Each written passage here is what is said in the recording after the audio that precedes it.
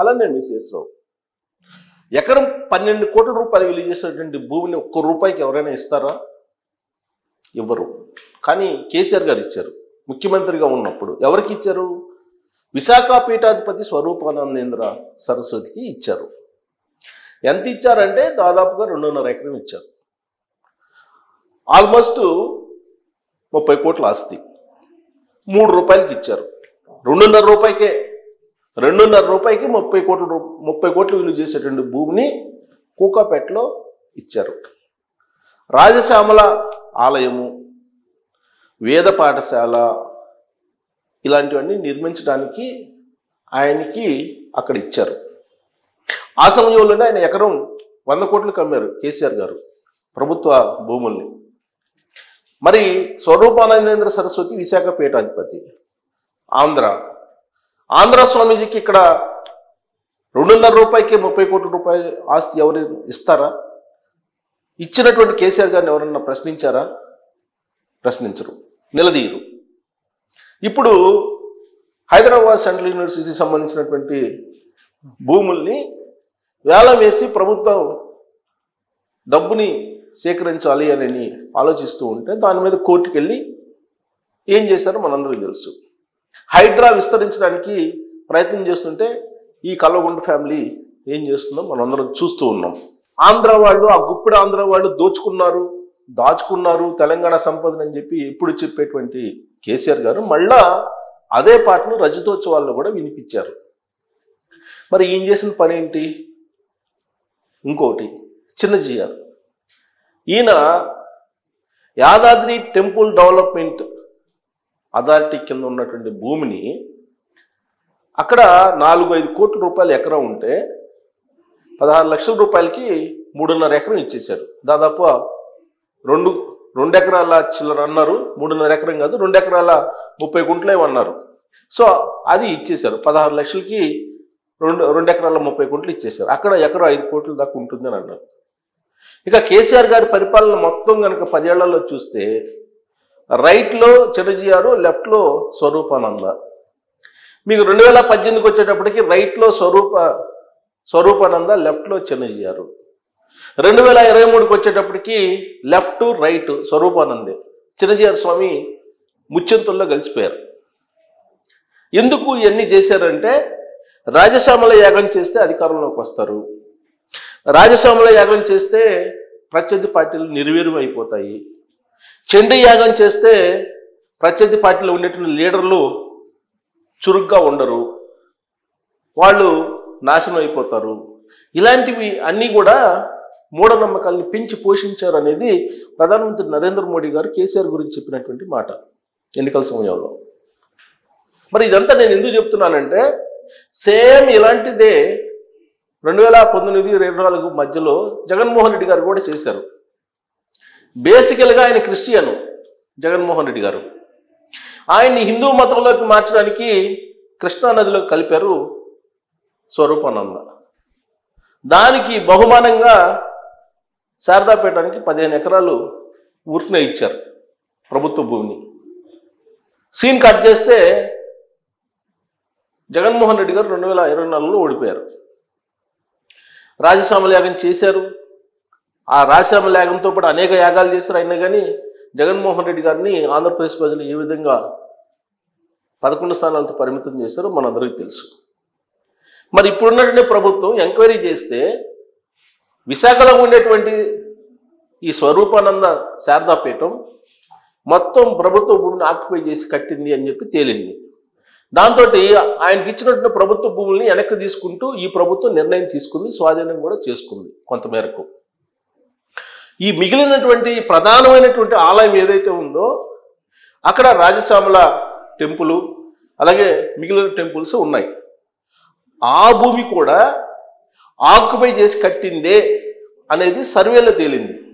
కాకపోతే ఎప్పుడో ఇతను స్వరూపానంద విశాఖకి అద్దెకు వచ్చి ఆ అద్దె ఇంట్లో ఉంటే ఆ అద్దె ఇంటి ఓనర్కి సంబంధించినటువంటి స్థలం అది, దాన్ని ఆక్యుపై చేసి ఆ టెంపుల్ని కట్టారు అనేది స్థానికులు చెప్తూ ఉన్నారు.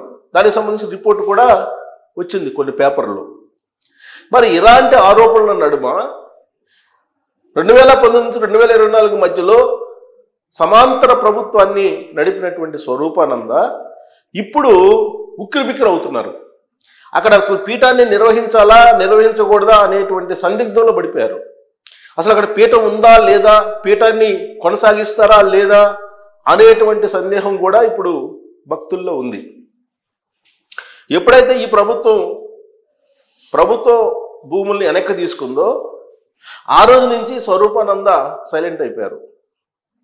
స్మాత్మానంద అయితే అంటే ఉత్తరాధికారి, స్మాత్మానంద శారదాపీఠానికి సంబంధించినటువంటి ఉత్తరాధికారి, ఆయనైతే అసలు ఎక్కడా కనిపించట్లేదని చెప్పి అంటూ ఉన్నారు భక్తులు. మొత్తం శారదాపీఠాన్ని హైదరాబాద్కి షిఫ్ట్ చేశారా అని అంటే కేసీఆర్ గారు ఇచ్చినటువంటి 2.5 ఎకరం కోకాపేటలో ఉంది కదా, అక్కడికి షిఫ్ట్ అవుతున్నారు. టోటల్గా విశాఖలో శారదాపీఠాన్ని లేకుండా షిఫ్ట్ చేస్తున్నారు అనేటువంటి టాక్ ఇప్పుడు తాజాగా వినిపిస్తుంది. మరి కేసీఆర్ గారు ఫామ్ హౌస్లో ఈ మధ్యకాలంలో ఏదో కొన్ని పూజలు చేయించారనేది కూడా వచ్చింది పేపర్లో. ఆ పూజలు ఫలిస్తే కనుక రేవంత్ రెడ్డి గారు ముఖ్యమంత్రిగా దిగిపోతారనేది ఆయన నమ్మకం అని కూడా ఆయన అభిమానులు కొంతమంది చెప్పారు. సో అందుకే ఈ మధ్యకాలంలో పూజలు చేశారు. ఆ పూజలు చేసినటువంటి క్రమంలోనే తీహార్ జైలు నుంచి కవిత బయటకు వచ్చారు. కవిత బయటకు వచ్చిన తర్వాత కూడా కొన్ని పూజలు చేయించారు. అలాగే హిమాన్షుని కూడా పిలిపించారు అమెరికా నుంచి, ఆయన చేత కూడా ఆ పూజ అయిపోయిన తర్వాత ఒక మొక్క నాటించారు. ఇలాంటి కథనాలు రకరకాలుగా వచ్చాయి. మరి వాటిని నమ్మొచ్చా అని అంటే దానికి పార్టీ వాళ్ళు కొన్ని చెప్తున్నారు. పూజలు ఎప్పుడు సహజంగా చేస్తూ ఉంటారు కేసీఆర్, అది కొత్త ఏం కాదు కదా అని. పైగా బహిరంగంగా అందరికీ తెలిసింది ఏంటంటే 2014లో గెలిచిన తర్వాత ఆయన రాజశ్యామల యాగం చేయించారు, చండీ యాగాలు చేయించారు, కొన్ని వందల మంది ఋత్వికులను పెట్టి. ఆ పూజలు అయిపోయిన తర్వాత తెలుగుదేశం పార్టీని లేకుండా చేశారు. ఆ పూజల ఫలితంగానే తెలుగుదేశం పార్టీ తెలంగాణలో లేకుండా పోయింది. కేసీఆర్ గారు తెలుగుదేశం పార్టీని టార్గెట్గా చేశారనేది అప్పట్లో వినిపించింది. 2018లో వచ్చిన అసెంబ్లీ ఎన్నికల్లో రెండోసారి ముఖ్యమంత్రి అయిన తర్వాత కాంగ్రెస్ పార్టీని విలీనం చేసుకున్నారు టీఆర్ఎస్ పార్టీలో. దానికంటే ముందు రాజశ్యామల యాగం, ఈ చండీ యాగాలు చేశారు.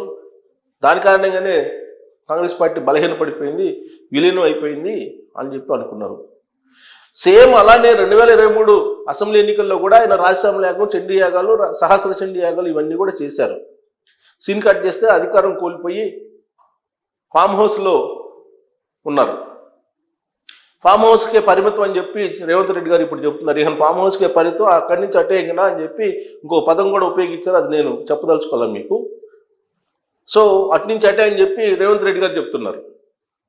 మరి ఇప్పుడు స్వరూపానంద కంప్లీట్గా ఇప్పుడు హైదరాబాద్కి షిఫ్ట్ చేస్తున్నారంటే ఇక కేసీఆర్ గారి ఫ్యామిలీ రాజకీయ పురోభివృద్ధి కోసం మరి ఇక్కడికి షిఫ్ట్ చేస్తున్నారేమో అక్కడి నుంచి విశాఖ శారదాపీఠాన్ని.